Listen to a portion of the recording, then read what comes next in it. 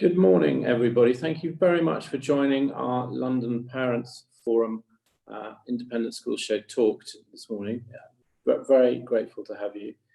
Just by way of introduction, my name is Charles Bonus. I'm the founder of Bonus McFarlane Education, and we are the sister company of the school show.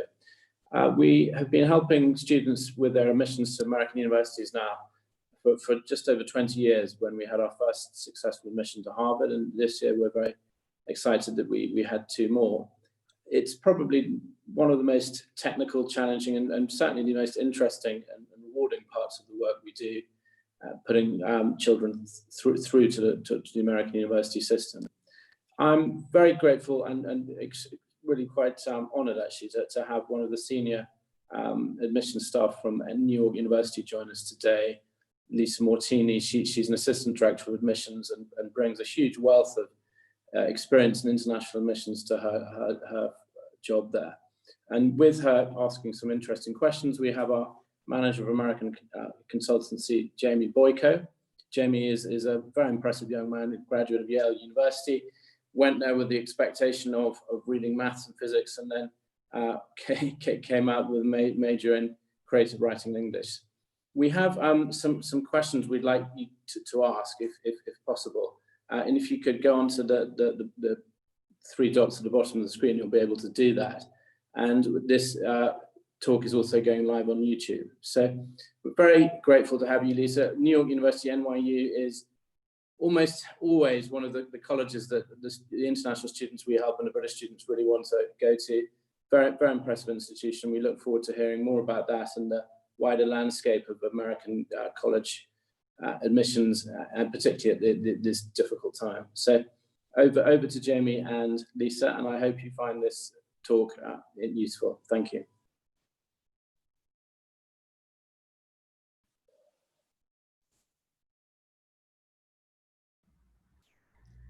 Thanks so much, Charles. Really appreciate that introduction. I also would like to say, Lisa, it's really wonderful to have you here. I'm often asked many questions by international students that I work with about what the admission process is like, about what admissions officers are looking for. And as Charles mentioned, NYU is almost always one of their top schools for obvious reasons. So I guess I'd love to start if you just wanted to share, talk for a couple minutes about the school, about COVID, or whatever you want to present on, really. And then I'll ask a couple questions that I've heard throughout the years again and again seem to be recurring issues with international students. And then we'll open it up to everyone in the audience today. So as Charles mentioned, if you want to just type any questions you have into the Q&A box at the bottom, then in the second half of the talk, we can address those questions specifically. So over to you, Lisa. Of course. Thank you so much, Charles and Jamie. I'm really happy to be here today to talk to you a little bit more about New York University. So what I'm going to try to do first is share my screen. Bear with us. When I do this, I have a short presentation for you because I really want to open up for questions a lot more. So I'm not going to take too much of your time talking at you, but I want to more engage in a conversation. But to give you a little bit of context, let me share this with you. So we'll start a slideshow from the beginning, and this should be on. Can you guys see this? Yes? Okay, fantastic. All right, so welcome to this Meet NYU mini session. The idea is to give you a little bit of context as to who we are as an institution, and I'd like to start by introducing myself as well. So as you can see on the screen, my name is Lisa Mortini. I am French and British, and been working for NYU for the past couple of years. And before that, used to be a teacher and also worked in graduate admissions for business school for about 11 years. So been building quite a bit of experience working with young people, looking at international student mobility, and also in the admissions world. And it's a real privilege actually to be working for NYU. I have to say I've been incredibly lucky that we are a very wide, large network of schools as well as offices. And so I am actually based in London, and I am the NYU rep for all of our schools and campuses in the UK. So if any of you are within this country and would like to talk to me, at the end of the presentation, I'll have my contact details, and feel free to always send me any questions that you may have. So Some of you may have heard of us. As you can see within this background, we come from New York. We are a school that was created in and out of the city of New York with the idea to give access to education to the local population. So we're very proud to have this origin in this incredibly vibrant city. And we are a very large private research institution in the US. We have about 50,000 people, students, if you include undergraduates and graduate programs, and about just under 20,000 staff. So plus faculty, it's a very large organization that you're looking at right there. We are also the school that receives the most application of any university in the US, and also the school that enrolls the most international students in the US. So something for you to bear in mind, you're looking at a very, very large organization. And we got a start in New York, as the name indicates, but I want to really tell you a bit more about how we branched out and went outside of the city. So as you can see on this slide, we have three major, what we call degree granting campuses. And what this means is that you can do your entire NYU degree in New York, in Abu Dhabi, as you can see on the slide in the middle, or in Shanghai, China, as you can see on the slide up on the right. And these are not exchange programs. We have three fully equipped degree granting campuses in those cities. And we really wanted to see what was out there in the world and help our students discover what's going on in the world where they are, and not just in a book or on a screen. And that was really important to us. So something to bear in mind is that when you're a part of NYU, you're a part of this network. If you apply to us, you will choose your campus of preference. So we use a system called the Common Application, which some of you may have heard of, and I'll get back to that towards the end of our talk. And if you have any questions about any tips or advice for applying, please feel free to ask them as well in the Q&A box. Once you've chosen your campus, you may also need to go a bit deeper and choose your school or area of study. So at NYU, across the board, we have about 240 areas of study. So really big choices you can have here. And we operate under the liberal arts model. So for those who are not super familiar with this, it's very different than what you can find in the UK or across Europe, where you apply to a topic, you study that topic for 3 years, and you move on with your life. Under the liberal arts sort of system of education, you will not necessarily need to know exactly what it is that you want to study when you start. And I think that's a very unique, in a sense, and specific aspect of education in North America, is to be able to do this. So our students who apply to the Shanghai campus, to the Abu Dhabi campus, or to the New York College of Arts and Science campus can apply not knowing what they want to do, because they'll have about 2 years to make a decision and choose their major. The major will become their area of expertise. They can also choose a minor, which will be a secondary area of expertise. And so what this allows them to do is to mature, to grow, to learn more about themselves and what challenges them and what they enjoy doing. And they can take classes and electives throughout those different, completely different topics. Like we have people at the College of Arts and Science who will do biology, computer science, and public policy, and study different things to try to figure out what it is that makes them tick. And that's really fantastic to be able to do that across our campuses. In New York, we are divided into 10 different schools. So the major school in New York is called the College of Arts and Science, which I just mentioned, and that's CAS. This is where you have more of an, I want to say, traditional university experience with a wide array of topics that you can choose. Pretty much anything you can think of, from anthropology to biology to French to social studies and so on. So quite a wide array of sciences and arts related and humanities related topics as well.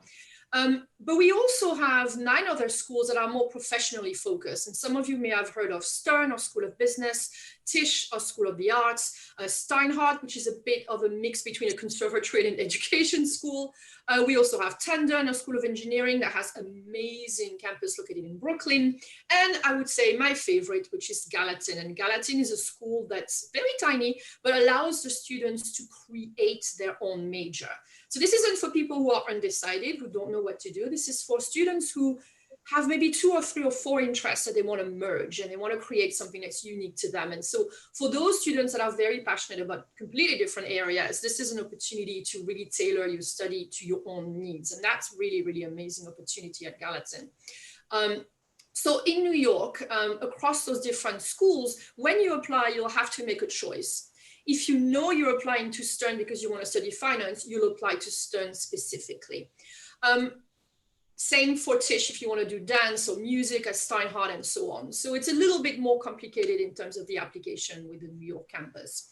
By the way, we are very much a school that's in the city. We have no walls. We call ourselves the campus without walls, because if any of you have been to New York before for work or on holidays, and you've gone down Fifth Avenue and you've seen Washington Square Park, it has a big arch that looks like the Arc de Triomphe in Paris, and a big fountain. If you've been there, basically you've been to NYU, because about 13 blocks around from this area, this is where we are. This is our campus. And so this is a campus, this is an experience for students who will find themselves being quite independent, being very resilient, excited by the world around them, and people who are willing to challenge themselves, because it is intense and it's not for everyone. You know, if you see those experiences on TV about a small campus in a very leafy town where there's about 500 people and everything is centered around the school, that's not NYU. We're very much an urban environment, an urban campus. And so you need to make sure that you know that this is right for a particular student. This idea of fit is super important, and we can talk about this a bit later in the conversation. But if you look to the middle of the slide in Abu Dhabi, it's weirdly enough a much more American experience in the Middle East that our students can have in the United Arab Emirates. This is my campus of choice. I have to say I work for the global admissions team as well as the NYU Abu Dhabi team in terms of admissions. I've lived on campus for 2 months. I really, really, really love this place. We are located on Saadiyat Island, which is the cultural island where the Louvre Museum is as well. And the campus is very self-contained. So all of our students will live and work and research and study on campus. So very much an American experience in a completely different part of the world. We offer about 24 different majors, 25 now this year at NYU Abu Dhabi.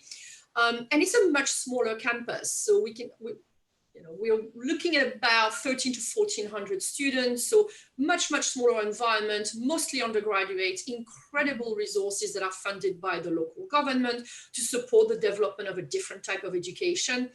And we have research labs, an MRI machine, 3 different theaters. We have a dance studio, music performance studio, a wood workshop. Like, it's completely insane what our students can do in Abu Dhabi and what they have access to. This is also a school that is incredibly selective. So we're on par with Harvard and Stanford in terms of the selectivity criteria at Abu Dhabi, because it's a smaller campus and also because we can meet financial needs of our students. So this is very different for Shanghai and New York, but in Abu Dhabi, students, once they are selected, 100% of their needs will be met. So let's imagine that you and your family can afford 50% of your studies. That's great, we'll give you the rest. But if you can afford 5%, if you're an Abu Dhabi selected student, could get up to 95 or even 100% of scholarship support. And so that is incredibly generous, but also that means that this school is incredibly selective. A slightly different experience is our newest campus. So Abu Dhabi was created about 10 years ago and Shanghai about 6 years ago. So I've also spent some time on our Pudong campus in Shanghai, and it's such a cool place to be. If you're interested in topics, especially focusing around STEM, so business, science, economics, but also some humanities, we have about 19 different areas of study that you can choose at NYU Shanghai. And it's really cool because you get 2 degrees. You get a Chinese accredited degree and you get the NYU American degree. So very, very cool experience where you're placed in an environment where half the student body will be from 50 or 60 different nationalities, and the other half will come from mainland China. So all of our international students will have a roommate from China in their first year, and we expect them to be able to speak some Mandarin when they graduate. You don't need to speak Mandarin to start with, but we'll expect them to have a certain level of proficiency, to be interested in the world around them and to understand what it is that is happening within this part of the world. And so very, very cool experience. A bit of a smaller campus, but we are building a new one right now. So I'm assuming it's going to be ready probably Of course, this year has been a bit different, but probably by the end of 2021 or maybe 2022. So looking to expand operations as well in China. And this idea of seeing what's happening in the rest of the world is really important to us. As you can see on this slide, we have our 3 main campuses, but we also have 11 study away sites. Los Angeles is missing, it's that new, so it's not even on the map yet.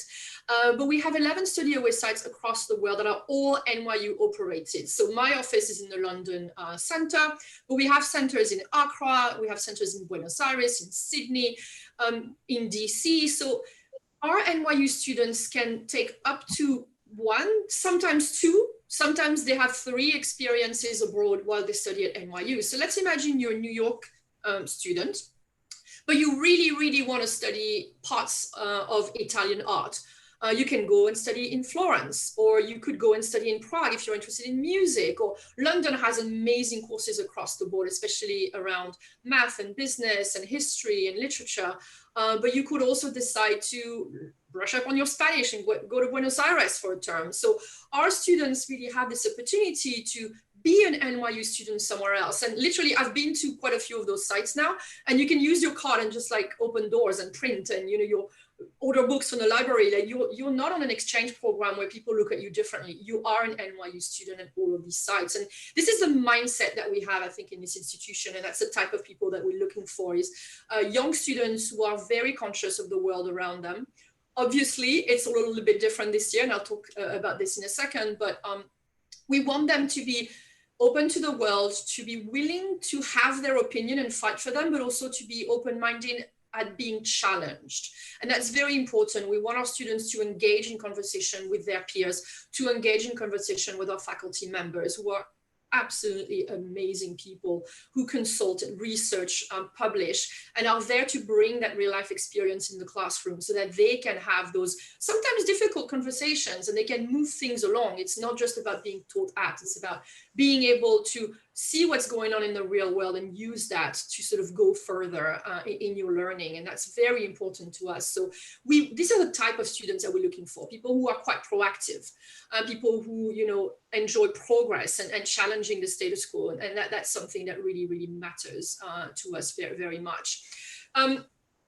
Finally, I want to not take too much of your time because I want to open up to Q&A, but I like this slide. It's very simple and it just has 4 words on it, but this is really what we aim to achieve at NYU. We want our students to be comfortable anywhere. And I think this anywhere is pretty obvious from the previous 2 slides, that we want students to be open to the rest of the world. But we want them also to have an incredible academic experience. So we give students an enormous amount of support, especially in their first year, and specifically as well if they are international students. We have a team that's dedicated to make their transition into American education comfortable. And we want them to be able to support themselves as well. So it's not hand-holding, it's giving you the right tools and the right skills so that you're able to be a strong student and to have a good experience. So this idea of helping our students succeed is really, really important to us. And that comes with having an academic advisor, that comes with having, peer support from, different years, as well as our students being able to find their home and find their community, oftentimes in student clubs. We have an enormous amount of student clubs in all of our campuses, lots of student activities as well on our study away sites. And we want people to be able to find their family away from home, because it's not always easy, when you're 17, 18, 19, and you're shipping to the other part of the world, and we want you to be successful and to feel that you're supported.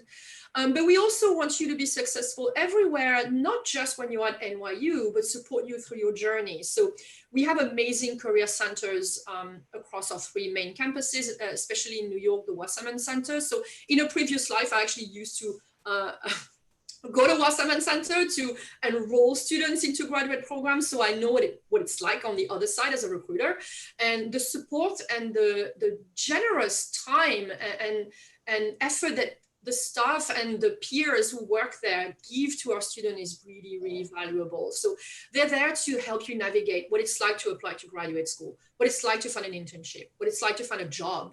And it hopefully is your dream job, but maybe it's a step up. Maybe it's something to take you somewhere, and figuring out who you should apply to, who you should connect with, and how, especially.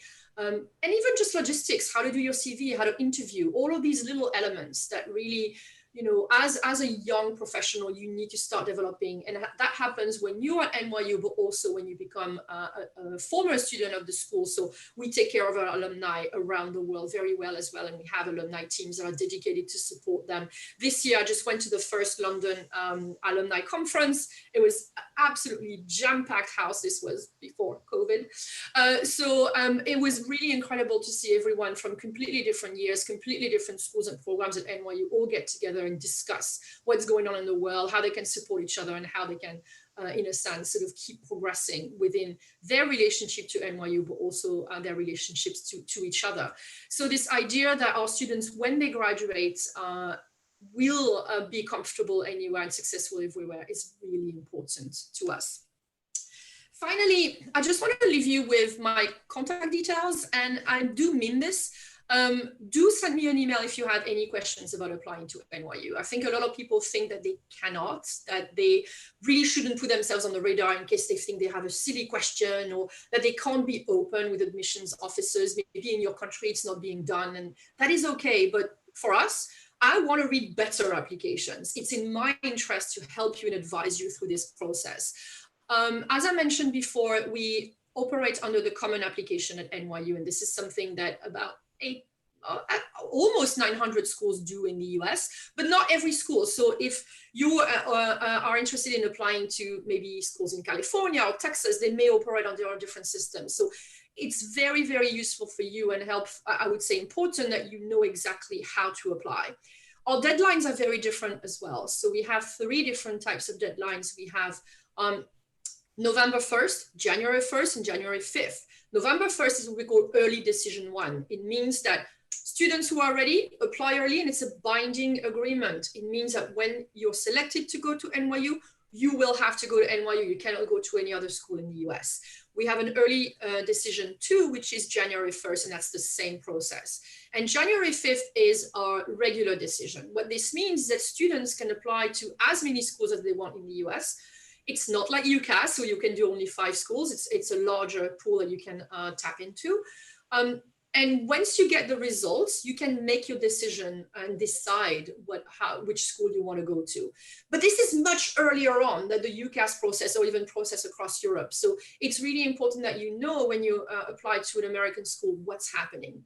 And what are the elements that are needed within your application as well? I mean, there's obviously biographical elements, there's transcripts and consular recommendations and so on, which your school should support you with. And then there's testing.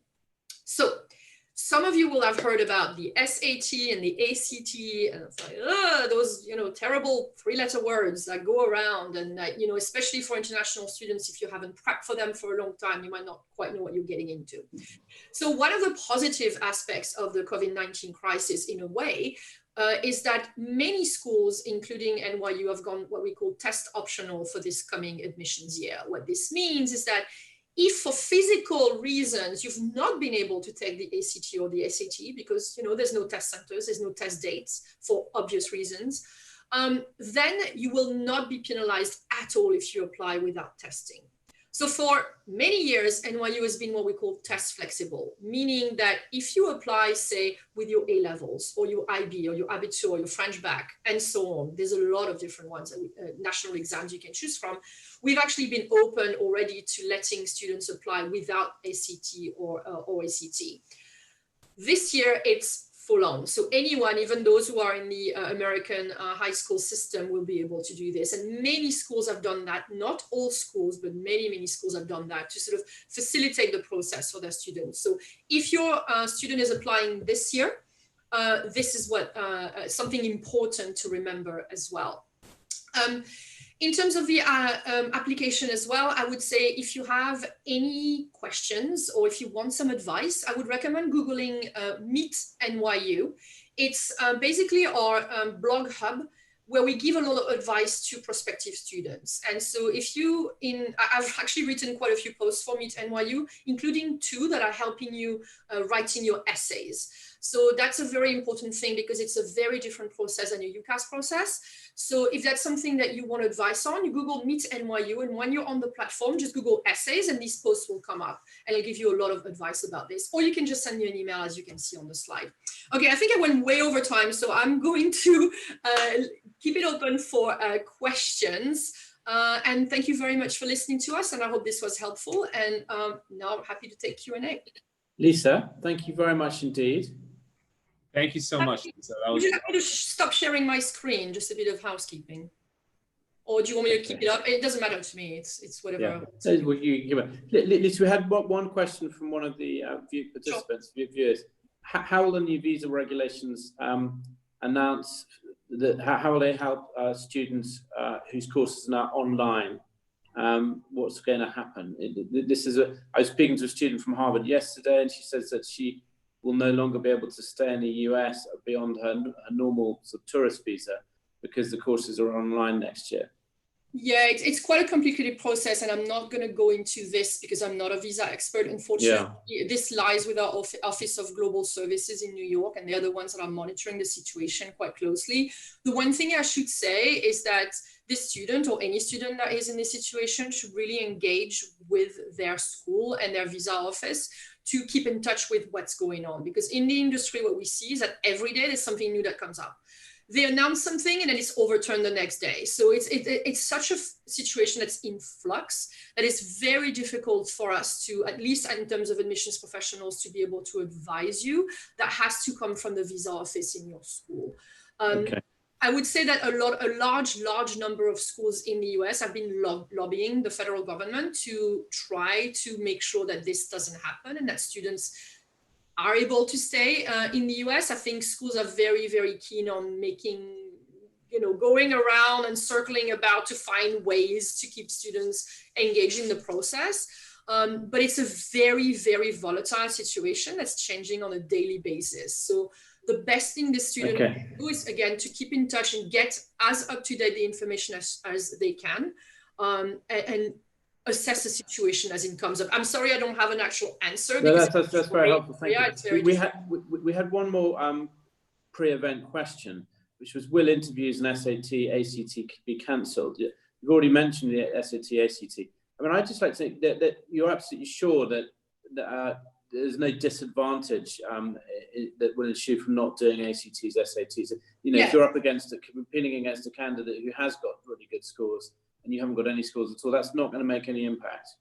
So there's two things here. There's what other schools might do, and then there's what NYU does. Yeah. So it's really important, regardless of whatever school you're applying to, that you know exactly what they're doing. So most schools will have COVID-19 related updated pages on their website. So bookmark this, keep an eye on that, talk to the counselors, talk to us to really make sure you have as up-to-date information as you can.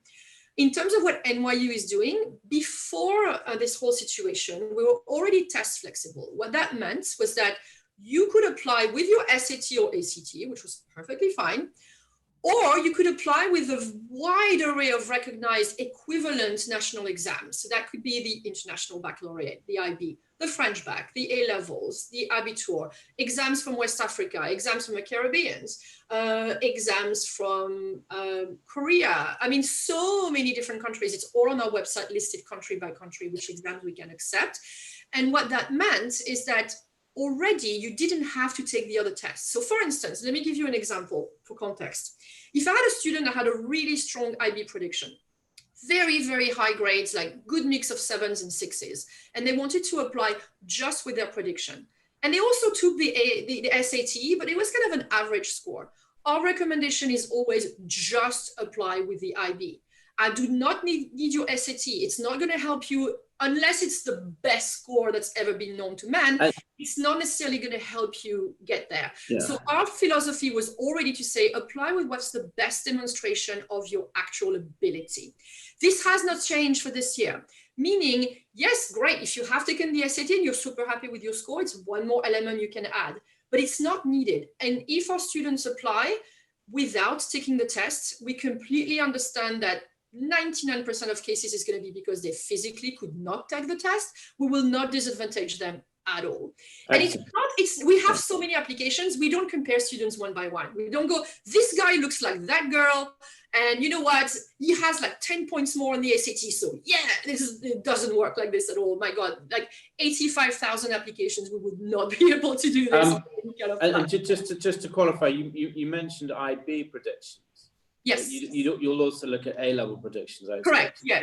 And then you'd also look at GCSE grades. Yes, that's correct. So GCSE grades or O levels, because I know some countries still do the O levels, as well as AS if they've taken them, but they don't have to. And A-level predictions, 100%, absolutely. And do you do alumni interviews? I think we do not. So again, 85,000 applications. We're unfortunately not able to do this. Is that part of the question? She said. Exactly. So it really varies. So I would say some schools in the US will do interviews systematically, and especially if they have a much smaller pool of applicants. Some schools will do interviews for people that they really want to find out a bit more about. Some schools don't do them at all. The only time where you can have a different point of contact in admissions for NYU is if you're applying to an artistic program. So let's say you're applying for music or dance or theater drama, performance, all those programs, you may have to submit a portfolio or you may have to audition. And that is in itself, the audition, a form of interview. So that's the only time where you can have that contact. And we used to do auditions online via Skype or whatever platform they want to use before. So that's not going to change this year. Probably the vast majority of auditions for schools like Tisch or Steinhardt will be online, and that's perfectly fine. Okay, great, brilliant. So can we go over to Jamie now? Jamie? Yeah, great. Great young Yale protege. So I'm sure you've got some really interesting questions to start conversing with. Lisa, so off you go. Yeah. Thank you. Well, first off, I have to say, Lisa, your presentation made me wish that I could apply to NYU and do it all over again. I mean, it's just amazing. Programs, master's degrees, MBAs, we do it. There's still time, Charles. It's been a great run. Because it's just the wealth of resources and the opportunities are so exciting. Something I wanted to just address in the beginning was something we mentioned when we talked a few days ago about how NYU's kind of leveraging its global outreach and its multiple campuses to deal with the COVID crisis in a really wonderful but unique way. And I know that because the situation is so, as you said, in flux, but also varied from school to school, it's hard to make any sweeping generalizations about the sector as a whole. But could you just talk briefly about what NYU's doing to kind of, at least for this upcoming fall, deal with the current situation? Of course. But before I go into NYU, I would say for the sector as a whole, as you mentioned, there's a lot being done. And I think the vast majority of schools across the US, we talk all the time and we share information. They're really, really proactive into trying to find the best solutions for their students. I mean, this is an industry that is very customer centric. We want our students to succeed. So we want to put things in place that are going to support them through this process. But we're also very conscious that we don't want to put anybody at risk, that we have to take care of staff or faculty, of the students themselves. And it's sometimes creating issues that are hard to solve, but that is the case in any industry at this point. So it's something that sometimes is complicated and difficult to understand, but we're, every student that's in the situation of starting or continuing their education in 2020 is thinking, but this is my issue, but we're dealing with thousands of people on the other side. So this is when it can be quite difficult sometimes, and we sometimes have to make difficult decisions. But in terms of NYU, as you mentioned, we have a strong network. And we've been incredibly lucky that we found platforms to be able to be flexible and offer a lot of alternatives to our students. So weirdly enough, I don't know if it's a blessing in disguise, but because we have a campus in Shanghai, we were able to experience the whole confinement and COVID-19 situation way before most of our colleagues in the US, because our Shanghai campus went through it, started in December and early January, they were already going through the changes. So we already were learning from them and put a lot of things in place to help us cope with the situation. So what we're offering for this coming fall, and again, whether it's extended to the spring term, I cannot tell you because I don't have a crystal ball and unfortunately things are changing so quickly. But what we're putting in place is a flexible program that will allow some students to take classes online, some students to take classes in person with lots and lots of precautions, and some students to do a program that we call Go Local. And the idea of Go Local is, let's say you're a student from China who applied to and were selected to study at Tandon School of Engineering in Brooklyn. For a variety of reasons, COVID-related, visa-related, timing, you might not be able to start in New York, but you might be able to start in Shanghai. And so we're opened up some of our campuses in Abu Dhabi, across the different cities that we have. As you can remember from that map that I had earlier, we've opened up some of those centers that may have different situations than the situation in the US, to allow some students to connect with other students locally, to also have courses that will be in their time zones, because it sounds crazy, but if you're in Australia and you have to take courses in New York, it's not super easy. So to be able to have those connections and to go through this Go Local program. So we have had quite a few deferral requests, but strangely enough, maybe not as much as you might think. We cannot grant all deferral requests to all students, unfortunately. So a lot of students will be starting with us in the fall and continuing with us in the fall. And so we think that by offering this flexibility, hopefully they'll have a good experience. It won't be the same. It won't be the same as being on campus, but then again, that is the same for everyone in life. I've been working from home since mid-March. I haven't seen my colleagues outside of a screen since mid-March. You know, it is how it is. And unfortunately, I think by being flexible, we won't create a situation that it will go worse. We'll create a situation that everybody, hopefully by the spring, will be safe in a safe position to come back to school physically. At least that's what I'm crossing my fingers for. Well, it's great. I mean, we just on this call, I know we have registrants from the UK, India, Turkey, Hong Kong, Cyprus, China, Portugal, USA, and UAE. So I think it's very important that, like, you know, the international families understand that maybe if you're worried about sending your kid to America or can't actually physically send your kid to America in the upcoming fall, the NYU sort of has, and maybe other schools that have those resources are trying to give students an opportunity to not necessarily just do the whole thing from home, but actually take in-person classes in their home country and then transition, you know, in the spring or the next year. But as you said, I guess the best resource is to really get in touch with that specific school, because it varies. 100%. And you'll be surprised what they've been able to do. Like, I know that Teach Drama is going fully online for the fall, which is crazy, but I've seen what they can do in drama in the spring. And I know, for instance, in our London Center, they did their end of year play on Zoom, and all the actors were on the same call, and they were able to sort of showcase what they've learned and what they did. And I'm still amazed that they can do acting, research, music on virtual platforms. It's completely crazy, but they're so clever and they're so adaptable and agile that they're really able to get a good experience. Well, Charles, just stop me. I have a couple more questions. Stop me if I'm going over, and we want to make sure we have time to hit, you know, students if they've messaged in. But one thing I wanted to just address first was something you said, that it's not about getting more applications, because obviously NYU is already inundated with people who want to go, but better applications. Yeah. And since I work with students who want to make their application the best that they can be, you know, what are the ways in which some applications that you read maybe fall short of presenting students as well as they could, or how could international students, what are the kind of things international students miss when they're trying to present themselves for a US system, and how could they maybe address that? I guess just to add to that, just cutting straight to the chase, Lisa, what makes that winning application? If you're down to two, which one are you going to select and why? What's the No, that's fair. That's completely fair. I think there's so many different factors that come into play that there's no like one model, and that's what's hard, because a lot of people want hard figures and say, okay, if I fit in this bucket, am I in? It's like, it doesn't quite work that way. It's more of a holistic process, and that's why it's so difficult. I would say that the main thing that international students tend to forget is that they look at a list of like the 10 or 15 best schools, and they're like, I only want to apply to these schools. Sure. Because maybe in their country, there's only 30 universities. And if you apply to the first 10 ones, this is good. But in the US, you're looking at thousands of schools.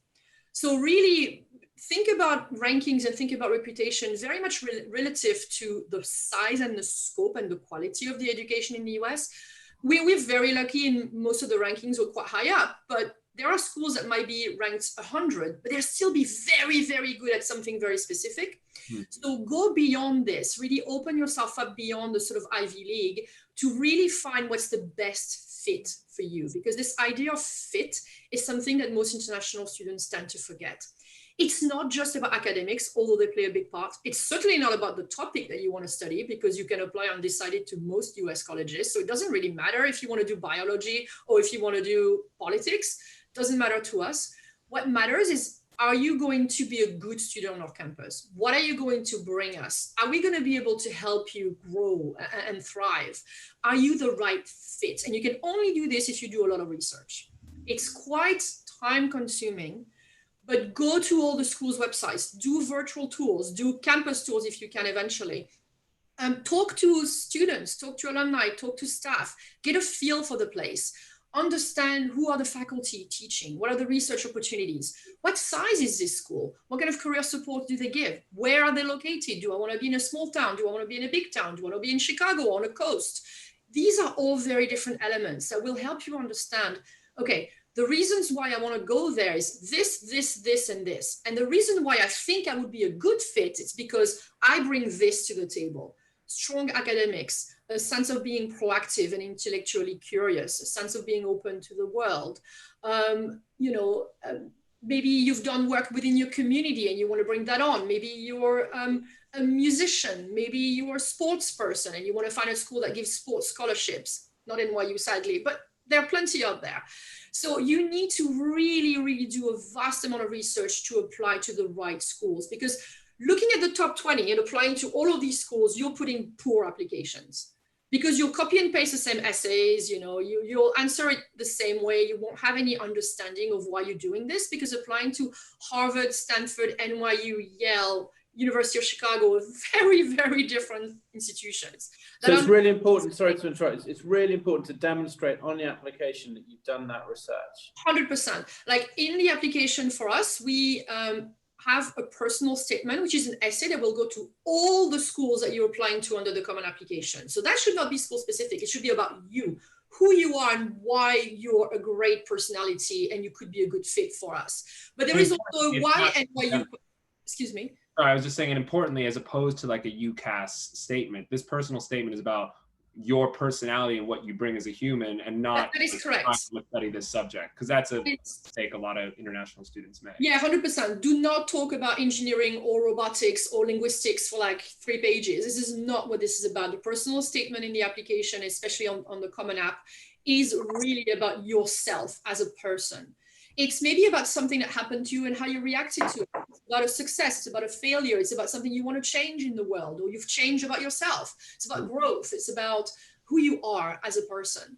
And that's very different from an essay for UCAS, which usually is focused on the topic you want to study. Again, going back to this idea that you could apply undecided, and that is okay. But on top of this, we also specifically for NYU have a question called Why NYU? And this is where all this research you've done in the past is going to be demonstrated, because this is where you say, you know what, I want to apply to NYU Abu Dhabi because I know they have this professor in this lab and I want to do research with them and I want to take this elective and I want to be in this part of the world for that reason. And this is where you tell us what you came across, that not only tell us that you understand what you're getting into, so you understand we're a good fit for you, but through this, we understand that you are a good fit for us as well. So it works both ways. And this idea of fit is often forgotten because people think, well, I need to have a 1580 SAT and I'm in. Oh no, we say no to people who have 1580 SATs all the time if the rest of the application is not strong enough. And that's really important. Of course, there is an academic strength that needs to be there. This is a competitive institution and we want to see that you can cope in the classroom. So we want to see some demonstration of academic excellence, but it goes beyond that. And that's really, really, really important to remember, because again, what this means is that this is a lengthy process. This is a process that requires homework. Yes, I say the H word. And the process that really requires you to think about it in advance, to prepare, to talk to counselors in your school that will support that process. You're not doing that by yourself.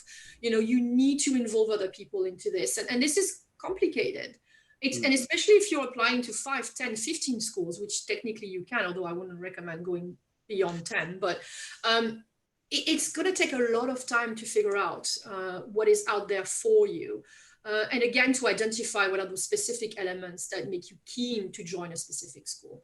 This is really fascinating, because I haven't heard anyone in 20 years put such emphasis on the preparation. And I think this is extremely useful that you've been just really so forthcoming about this. Can you tell us about the reference? Because yes, the reference one writes to the school for a British university application, I'm presuming won't quite cut it for an American university. And a lot of teachers at British schools, they don't have such experience in sending off references to America. Absolutely. So I do a lot of work actually with British counselors, so through Education USA, as well as just in person, like sort of knowing them. So it depends on what school you're going to. So there are some schools in the UK that will have a counselor that is specializing in US applications. Yes, it does exist, especially if you're going to an independent or a boarding school. That happens a lot. So they'll know what's going on. But if you're in a school where you have a counselor that maybe has never seen a student apply to the US before, they can always contact me, first of all, really important to remember, super happy to help. It's really important for them to know that it's a very different process. And that comes through choosing who the referees are going to be. So I would say the student should really think about, okay, we're gonna need the counselor recommendation, but we'll need also 1 to 2 teacher recommendations. So they'll have to choose a teacher that know them well. And then being able to brief them as to what we expect from those recommendations. Because it's not about, wow, this student is taking my biology class. They're excellent because of these reasons. This is a project they did, and then explaining the project and their involvement. It's not about that whatsoever, even for the teacher evaluation. It is about who they are as a person. So the counselor and the teachers should know the student well enough in and outside of the classroom so that they're able to talk to us about their personalities. And it shouldn't be a copy paste of their CV. It's like, oh, they're involved in that many clubs. I'm like, yeah, I can see that from the rest of the application. It should be that you maybe heard a conversation they had with a classmate, and maybe they supported a classmate that was struggling. And, okay, tell us about this. This is important that, they're team members and they know how to work in a team and they support each other. Or it's about they had a struggle with a bad grade at some point, and this is everything that they did to get better as a person, as a human being. What did they do? So it's all about, again, this personality fit. And it's not easy, especially because in the UK, we tend to not want to boast about ourselves and not talk about our feelings and who we are. It's a different type of culture. And in the US, they're very open about, hey, I did this, I'm amazing. And you're like, okay, you've got to show yourself to be a really positive, active, interesting, original member of the community, not 100%. Just faculty. 100%. And I think as a counselor, you need to go beyond this idea of, oh, they're a great student. Okay, then why and how? So it's using examples, I think, is super useful. Even if they're tiny examples, minor little stories, anecdotes, we'll take that. And also think about the vocabulary itself, because there's a very different feeling as a reader if you read XYZ is a great student and XYZ is the best student I've ever taught in my 30-year career. These are two very different statements. So be very careful to not go overboard, but to really tell us about what you feel about this student. And if it's something negative, I'm sorry to say, but that is actually okay. And it's difficult, it's pretty rare, but it happens that a teacher or a counselor would say, hey, this student is great for these reasons, but they also went through this, or they did that, and it's difficult for me to recommend them. Again, this is absolutely fascinating. It can happen. This is so interesting. You're essentially saying that while the student essay's got to be really reflective, so has the referee's comments. They've got to be very reflective on the person rather than studying. Very much so. Because for us, we see the transcripts, we see the test scores if there are any. We see the biography, we see the CV, the details, all their extracurriculars. We get that part. We understand that, they've taken 4 A levels and one of them is in physics and they have an A star predicted. We get that. We don't need to dig into that a bit deeper because maybe they're not even going to study physics at NYU. So, it's fine. We know they're smart. We know they're academically gifted. What we don't know is, are they going to cope at NYU? Are they right for our environment? Are they right for us? And can we help them? And so if we don't get that sense, it's difficult to make those decisions. And they do have a strong impact in the applications. Obviously, a great personality is not going to make up for very poor grades, let's face it. I mean, we have to be honest. But when we get a sense of the student, we know if they're applying to the right program, the right campus, the right school, and that really helps us make those decisions. Very interesting. Very interesting. Jamie, over to you. No, that's great to hear. I mean, it sounds like students sometimes come to me and they're like not sure who they should be asking for references, and they think about it kind of in the year 13 in their final year. And if I'm lucky enough to sort of mentor students from a few years before, I always encourage them to go above and beyond with those teachers in the subjects that they're really passionate about, but make time to see them outside of office hours, or to do research outside of class and bring that up with them, so that when it comes time for that teacher to write a recommendation, they have something that about their their intellectual curiosity or their hunger for knowledge that it's genuine and something to say. You kind of have to help them along. But I'm interested. If I may just quickly, so I'm going to do another plug for the Meet NYU blog. It's not out yet, but within the next couple of months, so by the end of the summer, I'll have a blog post that is literally about how you can work with your counselors to put in a good application. So the steps you should take to create that relationship with the counselor. So go back to Meet NYU towards the end of the summer, and that should be up and running. And I think it gives you a few pointers, and especially if you're not used to working closely with the counselor, as to how to address that. That's a fantastic resource. And I just going to the Common App essay, because that's the thing that's going to be sent to every school, and it's not tailored to individual schools. It's sort of a reflection of you as a person. I'm interested from your personal experience, like what are the qualities that when you see them in an essay, I'm sure it's not like these are the three and those are nothing else, but what are the ones that sort of stick with you and you think, wow, this is going to be a student that is going to make the most of their education here? Yeah, it's very difficult to answer because, again, 85,000 applications is 85,000 unique individuals that have slightly different variation of their own personality. So it's difficult to think that. But I think what we want to see in those essays is self-awareness. And that's strange because when you're 16, 17, 18, you don't really know who you are yet, right? So it's an exercise in understanding who you are. And actually, it could be quite interesting for a student to do this. I always recommend that there's many tricks that you can find online and in my blog post as well about how to think about a subject for an essay, how to understand themselves a bit better. They can do lists, they can do Excel spreadsheet, they can talk to other people and get feedback. There's plenty of things you can do.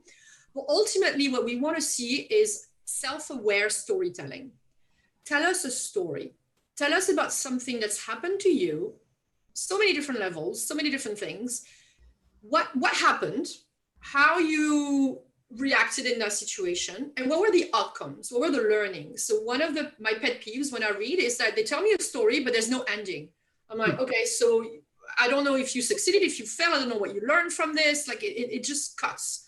So always remember that if you're telling a story, it has to have a beginning, a middle, and an end. It's something important. And it has to be something that's happened to you. We read a lot of tough essays. A lot of students apply talking about domestic abuse and illnesses and really difficult family situations and things that were very important to them because they kind of shape them into who they are. And I would say when you're choosing a topic for an essay, be very careful along those lines, because while you want to talk about things that were impactful in your life, it also has to be something that you came across on the other side and that happened to you, not something you observed. So you shouldn't be outside the bubble telling us about something else. It has to be something that you were a part of. If you're applying under the Common Application, they have 7 essay questions that they call prompts that you can use. So it's 6 questions, and the 7th is open. It's an open essay. I highly recommend choosing a prompt and sticking to it. Do not, this is a personal preference, do not choose the 7th prompt, because chances are you're going to reuse an essay you wrote for something else, and it's not going to fit what the Common Application is looking for. So especially if you're applying to UCAS as well, you're going to say, oh, I've got a great essay about history, I'm going to put it in there. It's not going to fit. So look at the 6 prompts. There are specific questions that ask you about things you want to change in the world, about a moment of realization, about a failure, about a success, about all sorts of different things. Choose one that fits a story you want to tell us, and be honest, be genuine. Don't overuse a thesaurus or the dictionary. I don't want to see complicated words that mean nothing. I want to have your own voice, but I do want to see academic writing. It has to be good English. It has to be proofread by all means. Do not quote songs, do not quote Spider-Man or Harry Potter. Please, please do not do that. I see so many of those. It's words on a page, but it tells me nothing about you. I like Spider-Man as much as the next person, but that's not really helping me understand who you are. So tell us this story, be genuine, be yourself. The best piece of advice I've heard about writing essays was actually given to me by a colleague a few years back, which was, when you've done your draft and you're really happy with it, show it to someone, but remove the question. If they can't tell you what the question was, you've done it wrong. If they can tell you roughly, oh yeah, you're talking about this is what I think the question was, you're on the right track, right?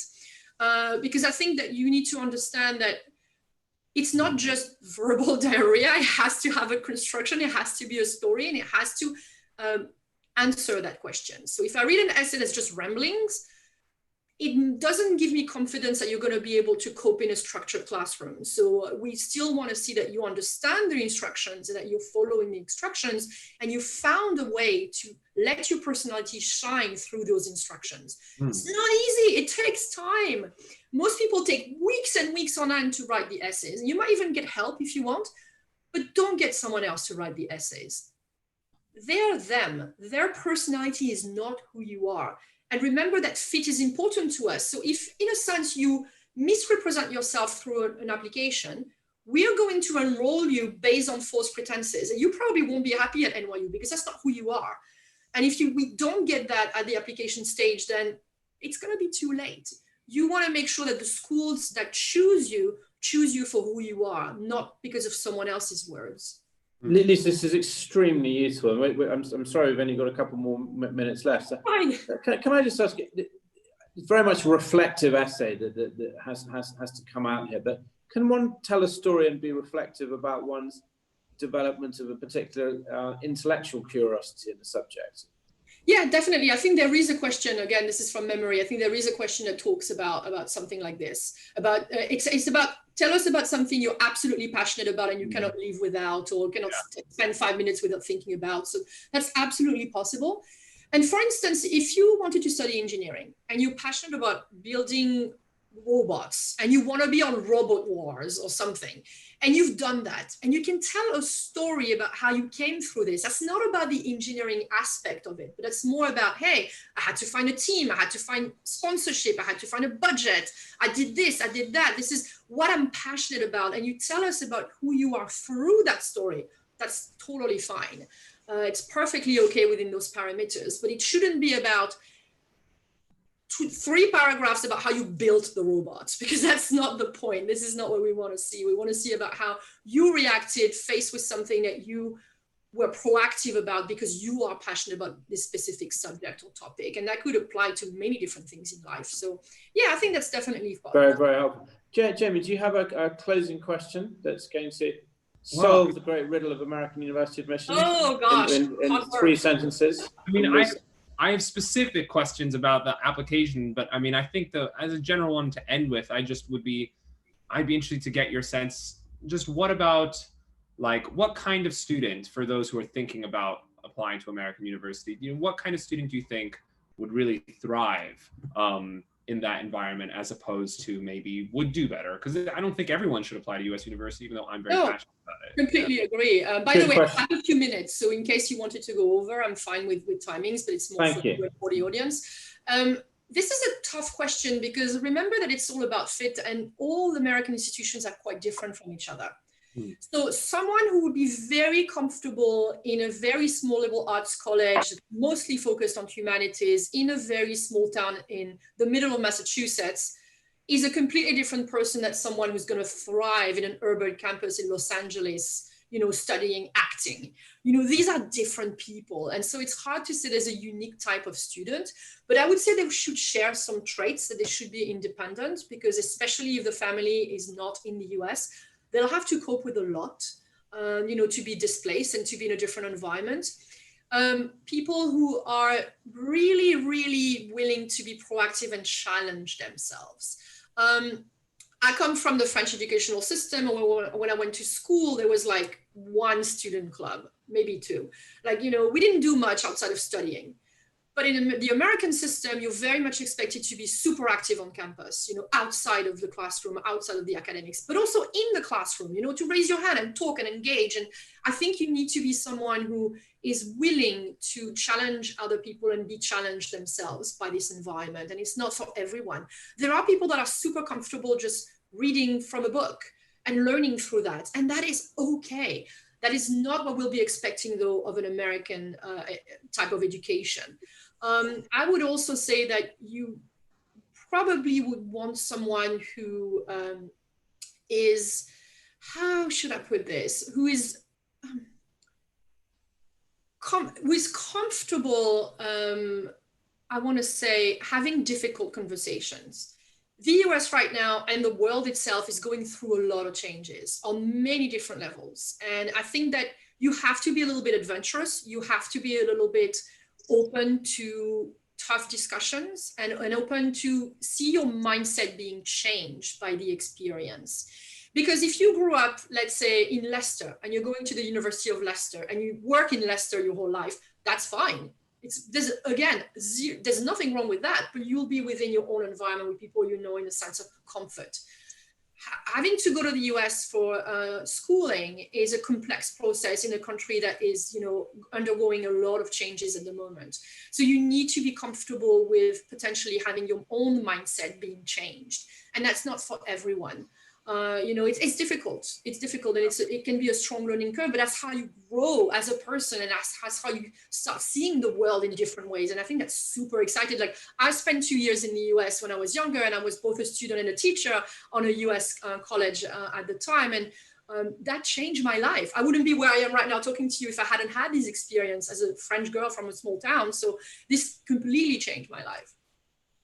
It's an all-consuming experience, isn't it, really, Lisa?